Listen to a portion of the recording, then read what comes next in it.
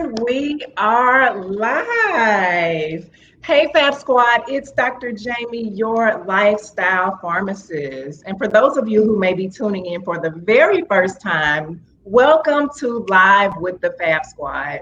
And as the lifestyle pharmacist, I am here to help you to be fit, fabulous, and fulfilled without those prescribed pills through my books, online programs, live event experiences, and virtual events like this. So thank you for joining us. And I wanted to just introduce you to who I am in case you're tuning in for the first time. For the rest of y'all who know me, hey Fab Squad.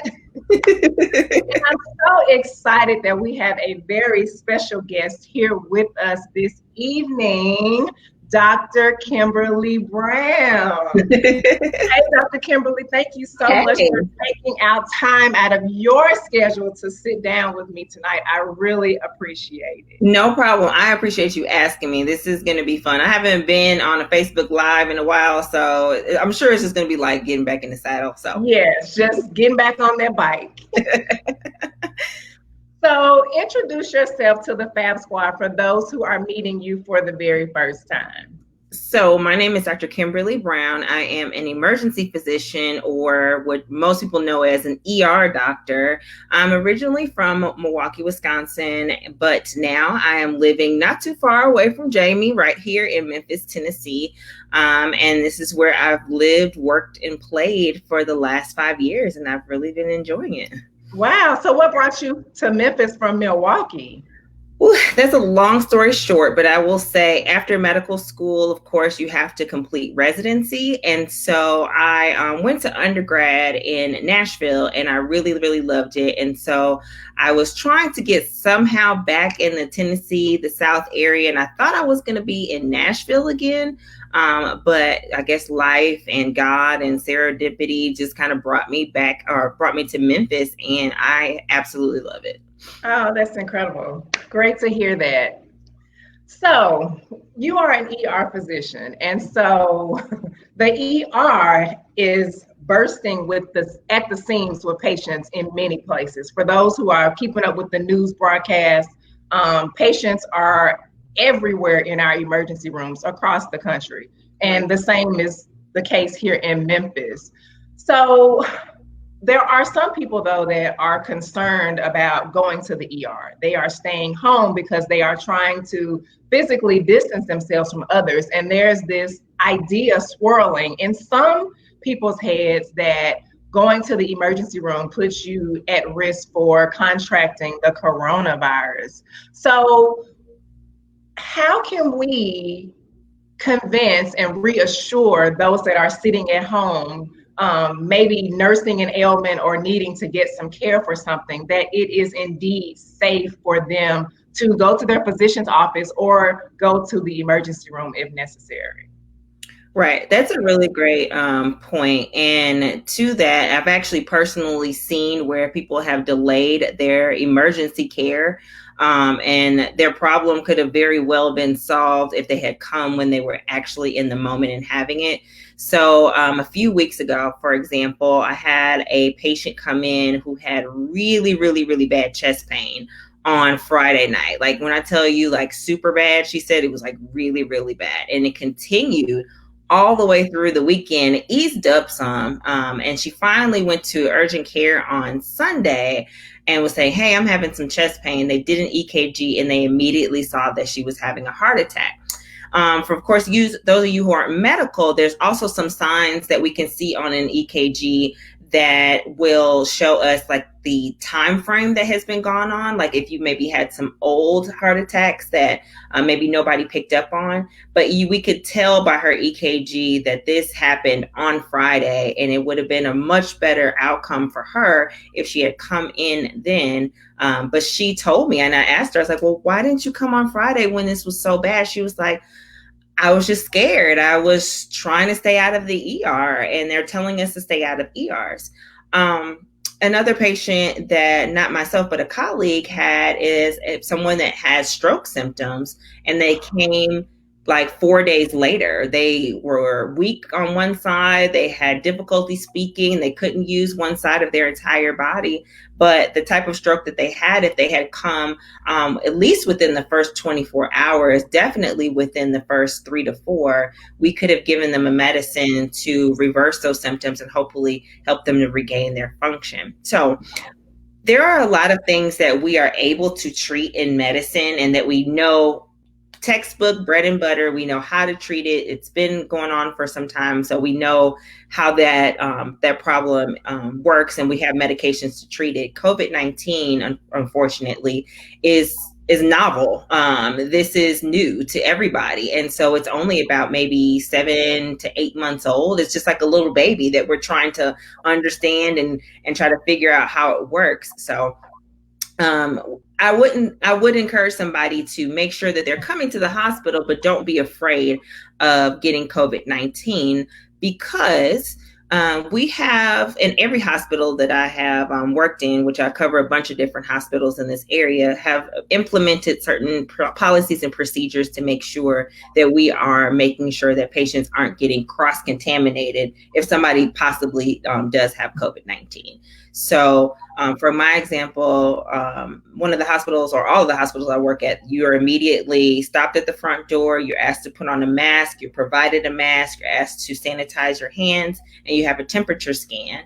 When you come in, we try not to keep you in the waiting room. We try to put you directly into a room. And if you have symptoms that may seem as though that they are compatible with COVID-19, then you're put in a special room. Like I said, the staff comes in and we're gowned out, and we're trying to also protect ourselves because we don't want to contaminate you. We don't want to contaminate ourselves. So there's a lot of policies and procedures that we have been implementing to make sure that patients stay safe. And there hasn't been any cases that we're aware of so far where patients have gotten COVID-19 from coming into the hospital for their routine or for their other emergency care. So I would say that the hospitals right now are actually one of the safer places to go. But if you are having a medical emergency, please do not delay your care. We are always here for you 24/7, 365. I love all of that. And I practice pharmacy in a large, healthcare system here in Memphis. And, we have implemented those same things that you were mentioning. And to be honest, I don't go many places. I go to work, and if I have to get gas, or maybe if I have to run in the grocery store to pick up a few items, that's right. The extent of, me going anywhere. And that's been the case since March. And I've told my family, they've asked me, are you worried? Do you have any concerns going to work? And I said, honestly, I feel the safest at work. I really do, because of all the precautions that are being taken, and that, we still don't have a policy that allows visitors, in the hospital now. There are some exceptions, but it used to be that if a family member or a church member was in the hospital, everybody converged on the hospital. Like, people were everywhere. The whole congregation will be there. The neighborhood, people from their college or their high school, like, everyone came to the hospital, and that is not the case now. And so there are fewer visitors, only essential people that are there. We're doing all those things with screening and, proper garbing for employees, and screening, patients that are coming. So I feel, very safe when I'm at work. So thank you for emphasizing those points that we're taking here in the medical community to keep people safe. Because like you said, we want them to seek care. Exactly. And I'll say this too. I have, unfortunately, maybe a little downsides to patients, family members, or essential family members, or caretakers not being able to come back, because there's a lot of times that we have our elderly patients that maybe have a little bit of memory issues, or not exactly able to tell us what the problem is. So we really depend on our family members, and it takes just a few extra steps to get the person on the phone that can tell us the full history, let us know what's going on. But I will say that the nursing staff that I work with, and even myself and other doctors, are really trying to make sure that we keep those lines of communication open, and taking a few extra minutes to make a phone call or get on a FaceTime if the patient is able to do that, and really kind of understand what's happening. So yeah, absolutely. I had a good friend of mine who had a family member in the hospital, and that was one of the things that was, most challenging, that they could not come and visit as often. And the nursing staff was, incredible, and did everything they could to try to still facilitate communication, right. with the family. Right. Yeah, yeah. So we're being very innovative in healthcare. Like you said, Yes. Dr. Kimberly, this coronavirus is our new little baby that we are still, learning about, and we are having to adapt and really, leverage technology in ways that we hadn't been doing. And so that's part of the, I guess, the positive. I try to stay optimistic when I talk to people about the pandemic and the impact that it's having on healthcare. It really has facilitated some change that I think is going to be very helpful for patients, if hopefully we will continue, utilizing technology even after this is over. I agree. And I think telemedicine, and I'm sure you've had other guests come on and talk about that. That has been something that we've had, known about for quite some time, and we've used it only in very specific settings. But I think that telemedicine has been a really good way to expand care for patients, and also, like you said, being innovative and still having visits and being able to communicate with healthcare professionals, but staying safe at home. So if it's just a routine visit and I'm just with my primary doctor, I just need my, blood pressure medications updated. It's a lot, of course, much easier for me to take my own blood pressure at home, talk to my doctor, feel as though that I'm still getting my visit and my care. Yes. But of course, still social distancing and being well. So telemedicine has been, an expansion of that has been really, really great so far. Yes, absolutely. So we kind of touched on coronavirus just a little bit. I don't want to spend a whole lot of time, but for people that want to get a test, should they be coming to see you in the emergency room to say, doctor, I think I have been exposed, or I'm having symptoms, I've been, feeling funny? Should they come see you in the emergency room for a coronavirus test? That honestly depends. So here in Memphis, there are several different places that if you're otherwise well or maybe having mild symptoms, then you can go to plenty of drive-through facilities where there is a professional that'll come out, they'll ask you some questions, they'll swab you and let you know what's going on. As also a public health professional, which I did not say, I have a degree in public health. I think we need more tests. We absolutely need to have more people tested so we can basically see and survey what's going on with the virus, and better track what's going on and what communities are more vulnerable, things like that. I would say if you are having more serious symptoms, really bad shortness of breath, nausea, vomiting, severe headaches, things like that, that are not being controlled at home with like maybe regular Tylenol or ibuprofen, which is what we advise people to do, then yes, of course, come to the emergency department. We're more than happy to see you.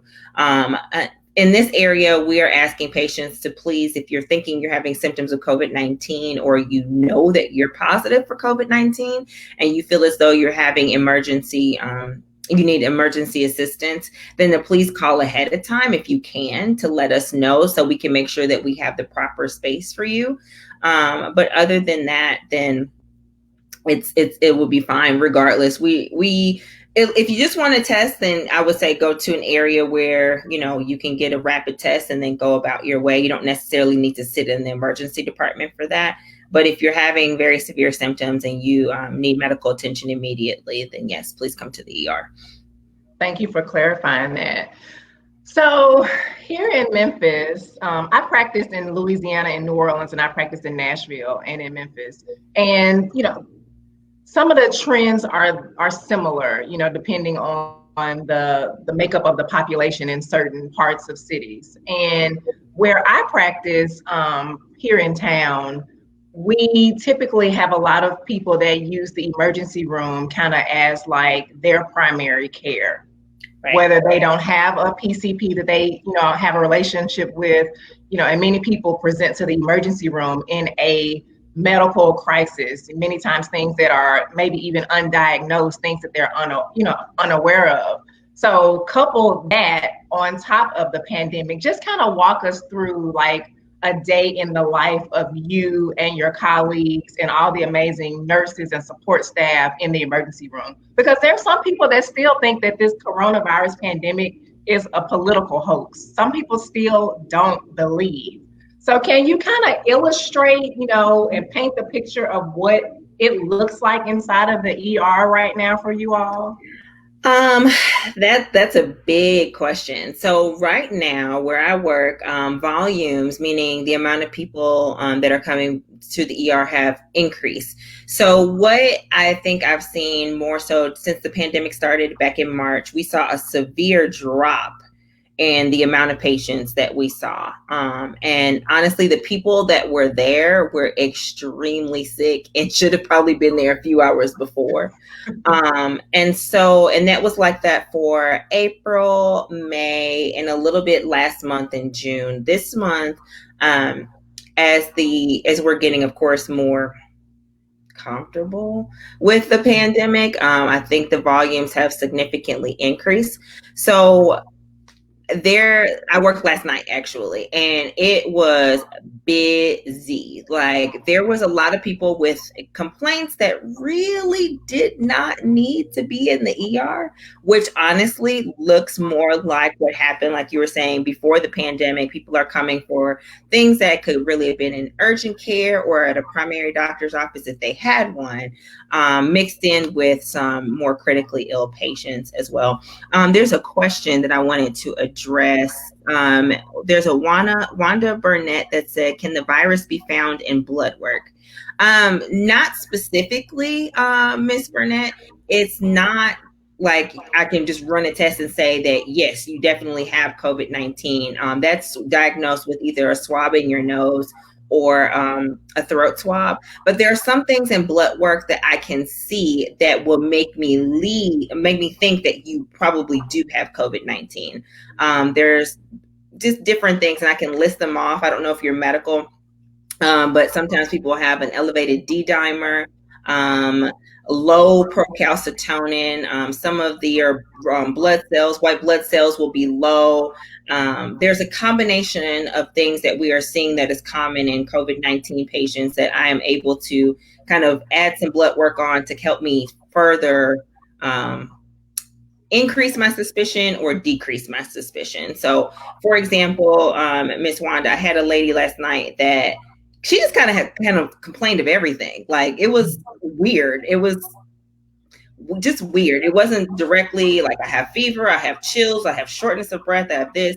So I was like, but her symptoms were strange enough that it could have been COVID-19. So I added some things onto her blood work, and those came back within pretty much normal limits. And I told her, I was like, I don't think you have COVID-19 looking at your blood work, but I'm absolutely, welcome to test you for it. So she will get her test back shortly. I did let that person go home. So, but to directly answer your question, no, the virus cannot specifically right now be diagnosed in your blood work. There's of course antibody tests that are being developed to see if that's the case. But I hope that answers your question without being too medical. That was great. So yeah. And so it's just, but the volumes in the ER have been a lot, and it's been a mix of, like I said, really sick and not. And of course, we're seeing COVID-19 positive patients all over. I will say this too, and this may be a little bit controversial, so feel free to cut this out, Dr. James. But if you are diagnosed with COVID-19 and you are otherwise well, meaning like you're not having severe shortness of breath, you're not having any severe symptoms, you don't need to be hospitalized. And some people are coming back to the ER saying, well, I have COVID-19. And we're like, okay. Right. What else is going on? Like that's understandable, but it's like, it's okay. You don't necessarily need to be in the hospital unless, of course, you're having severe symptoms. If you're elderly and maybe your significant other is elderly and you're not able to care for yourself at home, there may be some other social issues why you may need to be in the hospital because you're not able to care for yourself at home, or someone may not be able to support you to care for yourself at home. But just because you have a diagnosis of the novel coronavirus does not mean that you need to be hospitalized either. That's a great point, because there are some patients that they talk to their primary care provider, they get a test out in the community at one of the drive-up locations or, wherever, not necessarily at the ER. And because their symptoms are not severe, then they are managing at home, but of course having regular follow-up with their primary care doctor. Right. So yeah, just because you're COVID positive does not mean you're going to be admitted into the hospital. Exactly. Absolutely. All right, so here's something else, and this was a little controversial, so much so that I had to do a little bit of research. So the testing numbers are through the roof in terms of like new cases of coronavirus, like in most states, like Louisiana, Tennessee, Alabama, Florida, Georgia, just about everywhere is seeing an uptick in new cases. But something that is different is that we're not seeing as many deaths from coronavirus. And one of the articles I read was that because the new cases are being detected in younger patients, so like 45 years old and younger, and therefore they're not dying from the virus. And so when I read that, I really had to think about it. And then I kind of did a little bit more research and, reading. It really piqued my curiosity. There is this idea that going intentionally, like putting yourself around other people that have the coronavirus and you getting the coronavirus can, like produce antibodies to, make you be able to be in a better position, to have immunity or fight the virus if you are exposed. And in some cases, people are incentivizing coming to a COVID party with a known person being positive and paying like a pot, like a financial reward, like a pot of money, to the person that tests positive first. I wanted that to be untrue. I was like, oh, that's fake. That's not real. And unfortunately, these COVID parties are a real thing that are happening. Oh, yes. Yeah, they're real, unfortunately. And you were the one that told me that story. And I was like, this, and I said the exact same, like this is unreal. Like this cannot be true. The truth. Okay. So yeah. I would like to unpack a couple different things you said. You started off with saying, okay, yes, we have a whole lot of cases, but not a lot of deaths, right? Yeah. So we have to remember that there's going to take some time. There's going to be some lagging behind before someone gets coronavirus and before they possibly may pass away from it. Meaning they may catch it. Maybe they'll have mild symptoms. Maybe a couple days later, they'll have some worsening symptoms. Then they're getting really bad symptoms. They come in the hospital and may or may not pass away. So there is a gap of time that is going to occur regardless. Same thing with the flu. People die from the flu every year as well. So there's some time from when you catch the flu, go to the doctor, get diagnosed with the flu. And then if you're elderly or you have some lung problems or underlying issues, then unfortunately there will be some time that will pass before you pass away. You just don't die immediately. Instantly. You got it. Gone. So just because our cases are going up and the death rate maybe not be going up, that doesn't necessarily mean it's not going to go up. So we're talking a lot about cases, but we don't know because there's going to be some lag time, right? Some lag time. So for people to just latch on, well, people aren't dying, so It's not that bad. I can still go about my regular routine. I can do whatever. Exactly. Some other things I was going to say, and I just lost my train of thought. I was going to say, I forgot what I was going to say. So you talked about the cases going up, and then you talked about the COVID parties. The other thing is that, I know I was going to say, so there are mutations that happen in any virus that goes on, meaning it may have one genetic form in one person, and then as it passes on to other people, gets exposed to different immune systems, it becomes more or less adaptable to different things, if that makes sense.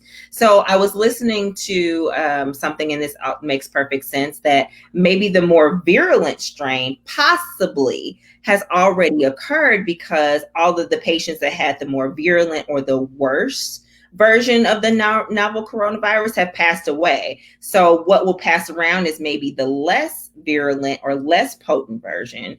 And so maybe that's what's passing around, but we don't have anything to confirm that yet. So just because your symptoms are mild, or that doesn't necessarily mean that the virus is more or less, bad. And then two, I would just like to emphasize again, this is like an 8-month-old baby. We don't know if you get COVID, what this is going to do for you in the long term. So let's just say you do recover, your body does form the antibodies, and you otherwise recover and you do well. What about lung damage or brain damage or heart damage down the road? Because we're already seeing in COVID-19 patients that they may have strokes, they may have blood clots in their lungs.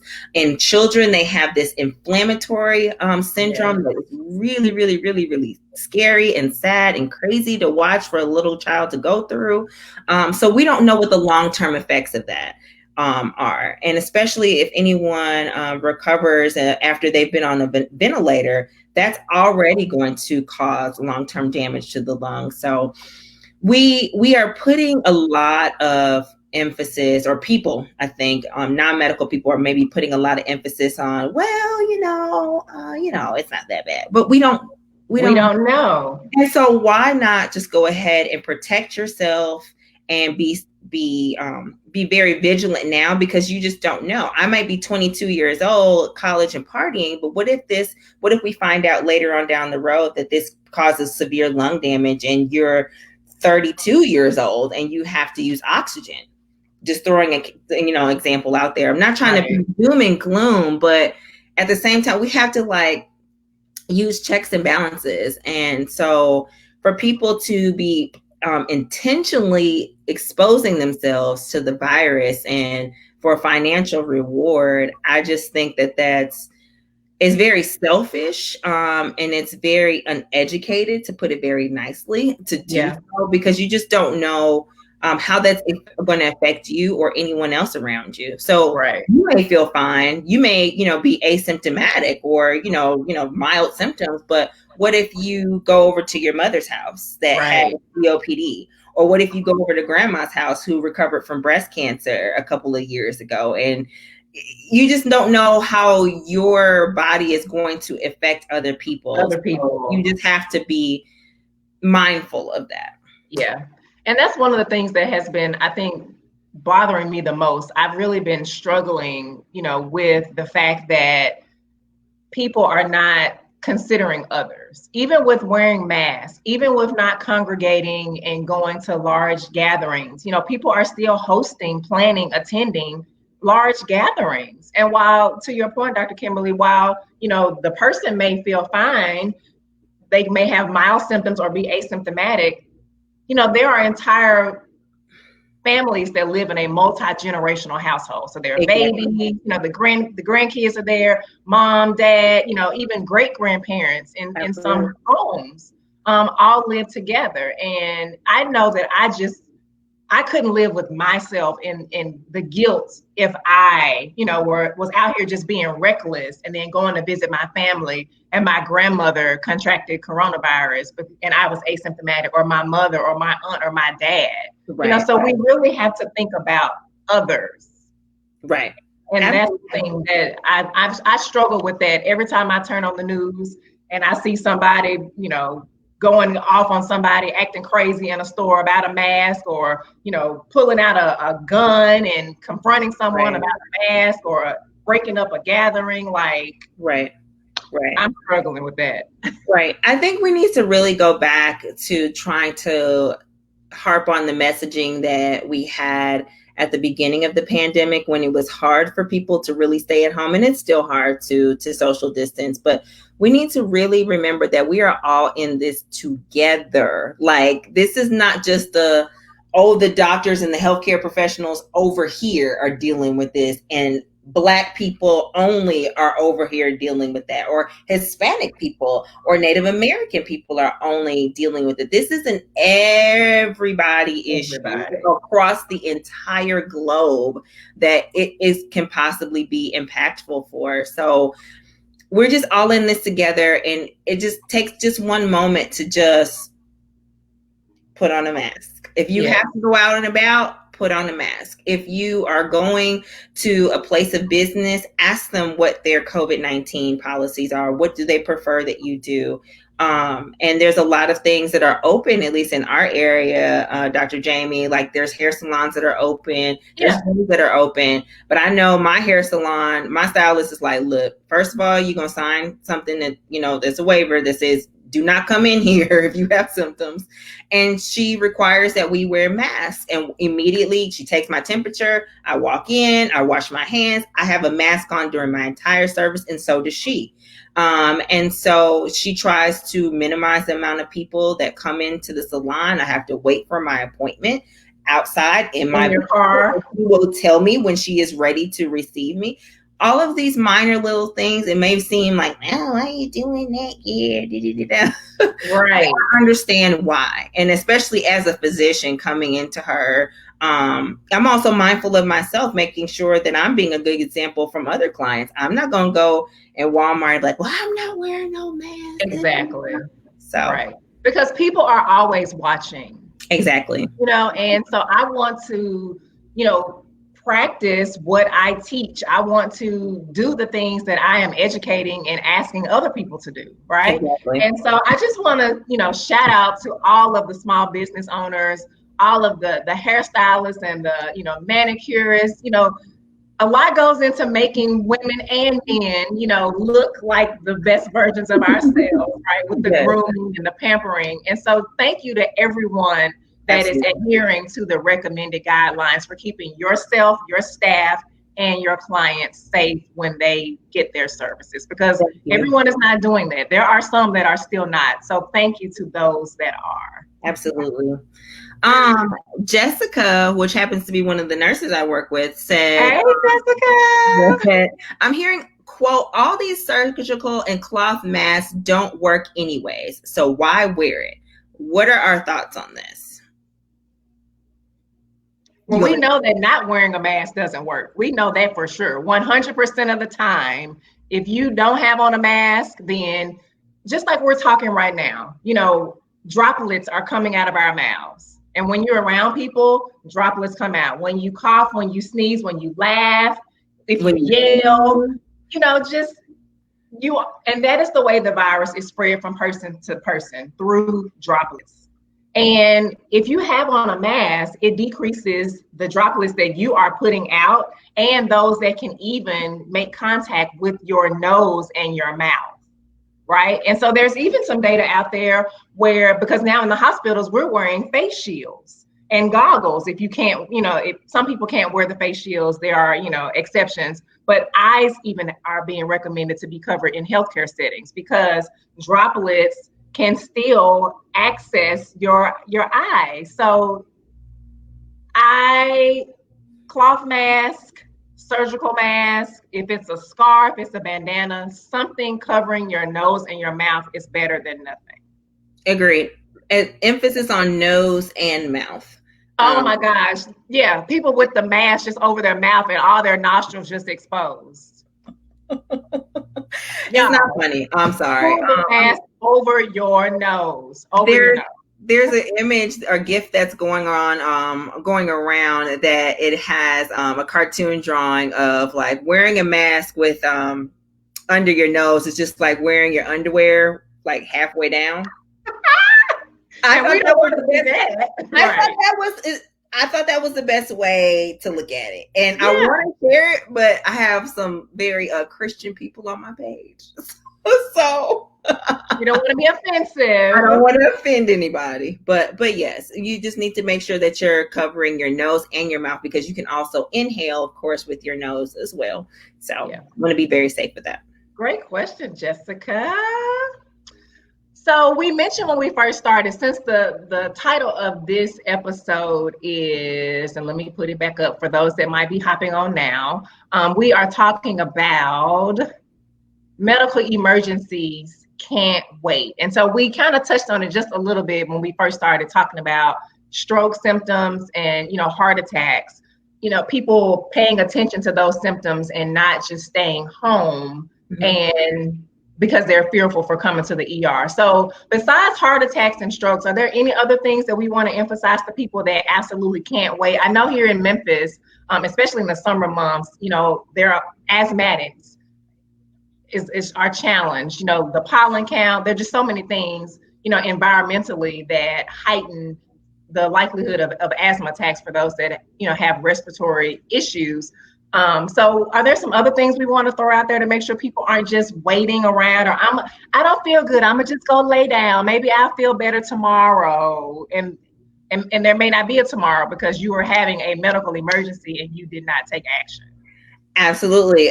Pretty much any medical emergency cannot wait. And there's a lot of medical emergencies that you can have. Certain types of headaches can actually be bleeding in your brain that needs to be emergently taken care of. So very severe headaches is a warning symptom. Chest pain, of course, severe shortness of breath, whether you have asthma, COPD, or you don't have anything, but you just cannot breathe. And there's other things that could be possibly the case that we can easily diagnose and treat. Severe abdominal pain, appendicitis. A lot of times people have their appendix taken out with their kid when they're children, but there's still a lot of adults, like elderly adults, that have appendicitis and they get their appendix taken out when they're 50 and 60 years old. So severe abdominal pain can be a lot of different things. Infections that you know of, if you have like a little wound on your hand and you notice it's getting bigger and you're seeing more redness, you're having a fever that you can't control. Infections need antibiotics, otherwise you can become what's called septic, when that infection can get into your bloodstream and cause your organs to shut down. That is definitely a medical emergency, and there's a lot of people that get admitted to the hospital for that year round. Environmental emergencies. I'm glad that you said that it's July, and yesterday here in Memphis, it was like almost like 100 degrees. It was oh my gosh, so hot yesterday. Yes, like the real temperature, not the heat index. The real temperature was like almost 100 degrees, like right at 100. But people can have heat strokes because you are working outside, you're gardening, you're trying to social distance, you're trying to do what you're supposed to in your own home, taking care of some things around the house. But in severe heat, you can have what's called a heat stroke, where you become confused. Your body is at dangerous levels of temperature, and that needs to be taken care of absolutely emergency, because people will die. Of course, you hear about our homeless population dying in extreme heat and extreme cold, but that can happen to honestly anyone. So making sure that if you are having symptoms if you feel like you're getting overheated or things like that, that's also an emergency. Snake bite. So many emergencies. Everything. Medical emergencies need to be taken care of still in the middle of a pandemic, but we are doing everything that we possibly can to not couple your medical emergency and then add on a novel coronavirus. Again, like we talked about at the beginning of the broadcast, we are trying to be as safe as possible, even in the hospital and other healthcare settings. Absolutely. So what made you pursue, I'm gonna get in your business a little bit. We talked about, the medical things and all the professional stuff, and, really did some great educating, but I want to get in your business a little bit. And I don't think I've ever asked you this question, because I know you like outside of, right, healthcare. Like I know you like in real life, right? Yeah. You know me for real. Oh yes. Well, what made you pursue emergency medicine as your area of practice? I don't think I ever asked you that. Yeah, so EM is honestly, It found me. I'm going to say it found me. So my entire life, I always wanted to be a doctor. You could probably tell me otherwise. Like when I was maybe in middle school or elementary school, I thought I wanted to be a dancer, a teacher, an artist. I wanted to be a bunch of things, but I always came back to the fact that I wanted to be a doctor. I thought I wanted to be a cardiologist. I thought I wanted to be a cardiothoracic surgeon. I thought I wanted to be a forensic pathologist. And then for a long time, I thought I wanted to be an OBGYN. So I went to college thinking, you know what, I'm going to be OB. This is what I'm going to do. Not really being exposed to the field very much, other than I knew that back home in Milwaukee that we had a very high teen pregnancy rate. And I wanted to be able to be a positive impact in trying to prevent young women of color from, falling down the road of unsupported teen pregnancies, things like that. So I didn't get into medical school when I applied the first time. So I ended up getting my master's degree in public health. And while I was doing my studies at the University of Florida, I had the opportunity to travel to Quito, Ecuador.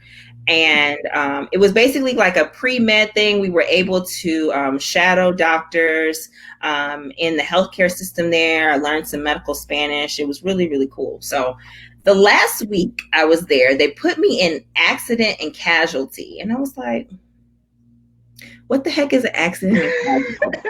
Right. I kept trying to ask people like what it was, but nobody could really tell me, like the other students that were with us, and nobody could really tell me. So I was like, all right, well, we'll just see when we get there. Long story short, it ended up being a rotation in a public hospital in Ecuador, and it was the ER. And when I tell you I had the absolute most fun in my life, Wow. it was because the doctor that was supervising us, he told me to give somebody an injection. I said, excuse me, doctor, like I am not even a medical student. There was other medical students there. I said, I'm a pre-med student. I haven't even gotten into medical school yet. And you want to give this person an injection? He was like, well, how else are you going to? And so he taught me how to do it. He taught me, I was like, oh. And that, I think the first time I was able to like put my hands on a patient under supervision, of course. Yes. And actually interact and watching the different types of people that came in and through out of the door, the one door. We were like working in a small triage area.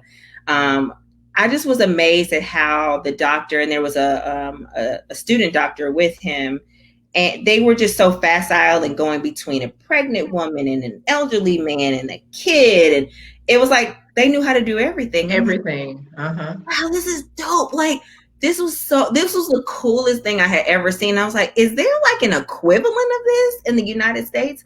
So one of the days after I left, I went to the internet cafe. I don't even know if they still need those in other parts of the country. But, went to an internet cafe and I started typing in, I remember, accident and casualty in the United States. And what kept popping up was emergency medicine. And so I spent hours just kind of like just doing basic like Wikipedia. What is emergency medicine? What's this? What's that? I was just like, this is it. This is what I'm supposed to do. Like, and it just caught on ever since. When I got to medical school later, I was really involved in our emergency medicine association. I planned out my entire, third and fourth year to make sure that I was the best applicant for emergency medicine. And I ended up matching in Memphis, which actually ended up being my very first choice to come for residency. I know, right? So it was, but it was tiny little Ecuador way in South America when I'm like, what the heck is an accident and casualty? Wow. I don't know what to expect. But yeah, that's how I became an ER doctor. That is incredible. So just the fact that you were just open to trying something new and different, and that experience is what it's been a whirlwind. Yeah, that's yes. Got me here today. Wow. And so you've been on television. There's this show, Untold Stories of the ER, in the ER. Mm-hmm. And you were on there, right? I was. That's kind of cool. that was also honestly a big dream of mine. So for those of you who may not know me, I see there's a bunch of comments of people that actually may know me, but those of you who don't know me, I went to school in another country. I went to Ross University School of Medicine. Now it's in Barbados, and my family is also from Barbados, but now it's in, before it was in Dominica, which is an island kind of in the southern portion of the Caribbean Isles. So we didn't really get too many channels, and it was really busy because my program was accelerated, but Saturday nights, I used to watch Untold Stories of the ER. And it was so fun because it was like watching real ER doctors. And it was like, okay, that's going to be me. I'm going to be an ER doctor. That's going to be me. And then I would like watch the cases, like what's going on. And I would try to like figure out what was happening. And I usually could because I was studying the exact same thing that would be happening with on the show. It was always so exciting. But I was like, man, what would it be like to be on that show? Like, I'm gonna try to do it. Like, once I actually get there, I'm gonna actually be on that show. And we have a couple mutual friends in common who've done the show, and one of them put me on. She was like, "Hey, they're casting for some more people." I was like, "This is my time!" Yes, I was so excited. So yeah, I pitched a story about what happened, a case that happened my I think it was my last year residency.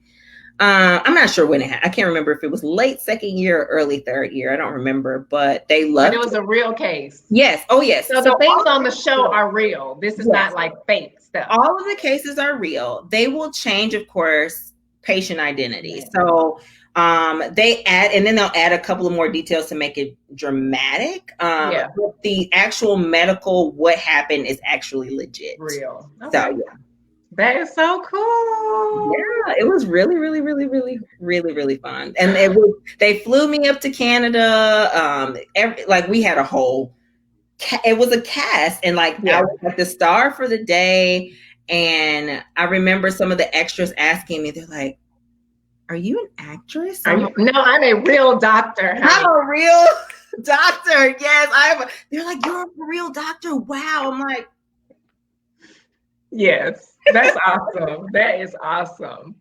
So before we wrap things up, I want to ask you, so how are you, I know I don't even see patients in the way that you see patients. And, you know, working in a hospital system right now in the midst of this pandemic is taking a toll on me. And you're seeing, you know, way more than I'm seeing day in and day out. You're like right there. You are the treating physician. So how are you maintaining your peace, your positivity, you know, during this time? You know, what are some strategies that you're using to take care of yourself, Dr. Kimberly? Because this is a very trying time. Right. And I want to be really transparent. A lot of people are asking this question. I was not doing very well at the beginning, like March, April. No, I was not doing well at all because there was so much uncertainty and so much fear. I was worried about getting it. I'm otherwise well person, but of course back then and even still now, we don't know how this is going to act in healthy people. I'm not the youngest, but I'm not the oldest. Yeah. Luckily, I live by myself, but, you know, I have a significant other that is around the same age as me. He doesn't have any medical problems, but he has parents that, you know, have medical problems as well. So I worried about, okay, what if I catch it and then I pass it on to people that I love? And so it was just like this paralyzing fear that I had about, oh my God, what's going to happen? I just don't know.